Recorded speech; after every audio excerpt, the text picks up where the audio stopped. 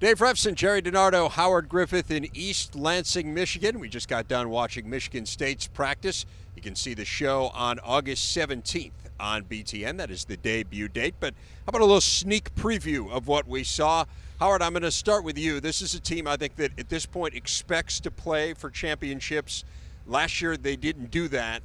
Can they return to that championship form? I think they can. I really like this defense. I think when you start to talk about being able to get into the championship hunt, you have to have a defense that can get that done. I believe they have that. Do they have some issues that they have to get corrected on offense? No question about it. We know how poorly they played there. But from a defensive standpoint and special teams, I think they're going to have an opportunity to be in the mix. Defense puts them in that position. To me, the answer is yes, because if you look at the progress they made at wide receiver and running back from the spring to the fall, it's impressive.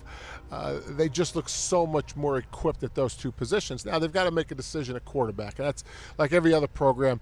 That's the most important decision. So can you go into a manageable schedule with a great defense and better production at tailback and wide receiver than you had a year ago, although they had Le'Veon Bell a year ago, but they didn't have him in the spring, obviously.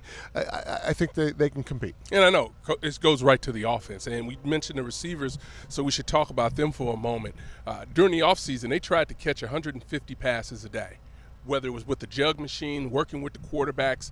And you can kind of see that they've gotten better. I mean, it's about the repetitions. It's about getting comfortable. And really it's about them as a group regaining the confidence that they had before last year. And I think going through that practice and going through that will get them prepared. Yeah, I couldn't agree more. They get off to a fast start, meaning the receivers against Western Michigan, South Florida, Youngstown, then they go to South Bend.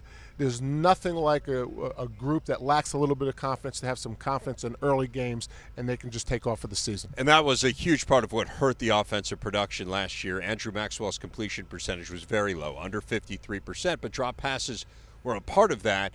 You guys touched a little bit on the quarterback battle. I want you to make a decision here. If you had to choose a starting quarterback for day one for Michigan State, Coach, who would it be? He's deferring. You've done this before. Yeah, I have done it before, but honestly, on one day of practice, I watched one day of practice, I wouldn't do it. I'm not comfortable doing it. You're not comfortable doing it? No, but you can do it. What are you comfortable doing, by the way? Talk about the quarterbacks. Are you comfortable doing that?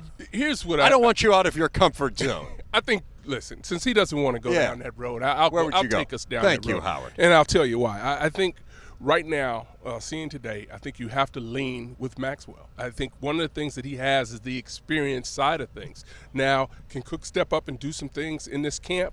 Absolutely he can, because it's about creating plays. So when it comes to the scrimmages, being able to create plays and make the right plays and get rid of the football and not take sacks is going to help the quarterback win. Coach wants to talk now, but it's too late. Because it is. It's too late. He deferred. You had a chance. So, I would say this. I'm not done.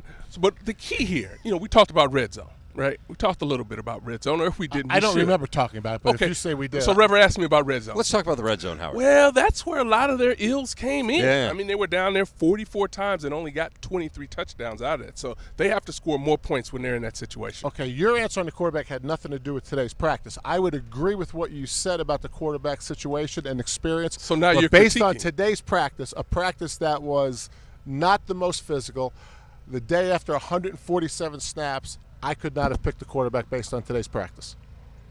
It's going to do it for us. You can see the show in its entirety on August the 17th on BTN.